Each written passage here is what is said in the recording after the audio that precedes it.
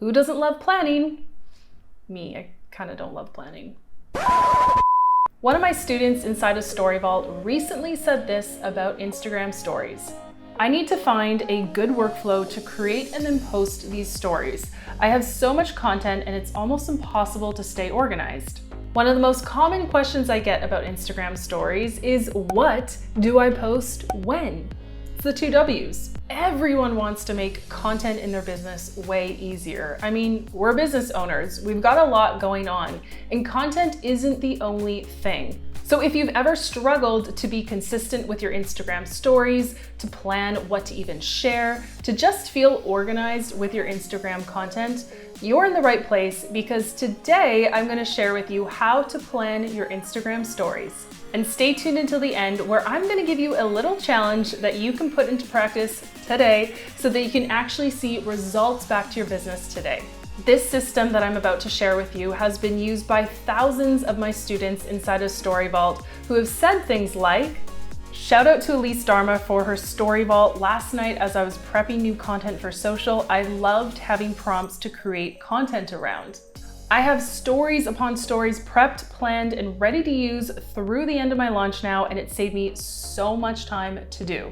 There are so many other quotes just like this one. I'll pop them up on screen here. Take a second to pause and give them a read.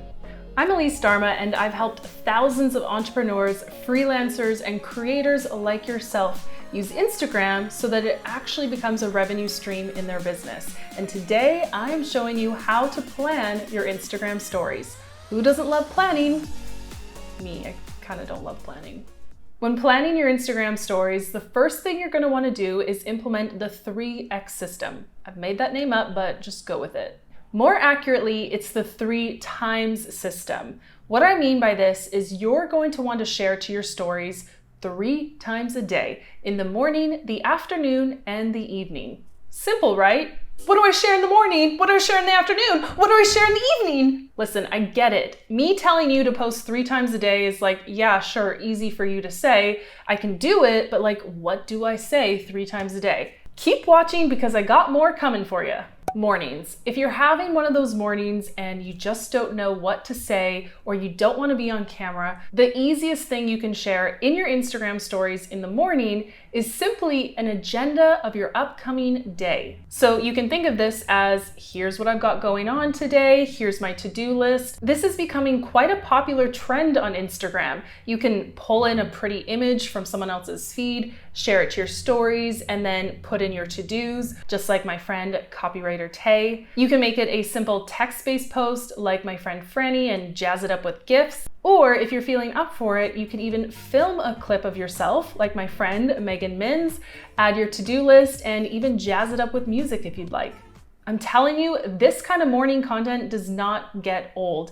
It takes away the question of what should you post for the day, and your followers kind of get trained to see your daily agenda, and I bet you they find it very interesting. In the afternoon, I recommend you share kind of a wild card in your stories. So this could vary. It could be an update on how your day is going. It could be something totally random like your pets or your kids. It could be a recap of a call that you had with a client earlier. It could be a lesson that you learned during the day. So you really just want to check in maybe sometime after lunch, see if there's anything that's happened during the day that's share worthy. And if not, this is your chance to share something personal about yourself, like my friend Becky here in this example, who shared a tarot card that she pulled. This has nothing to do with her business, but it definitely lets her followers know a new aspect about her personality. Now in the evening, if you're out of ideas of what to share, the easiest thing you can share in your stories is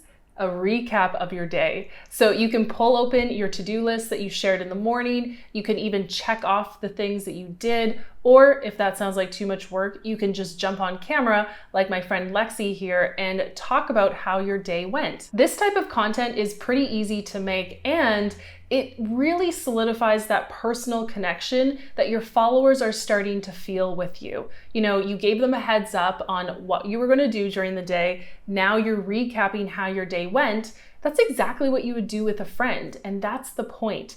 Through Instagram stories, you're showing up 3 times a day, but you're showing up as a real, relatable person. Now, the 3x method is great for your daily Instagram stories. But what about the big picture? How do you know your stories are actually going to bring an impact to your business?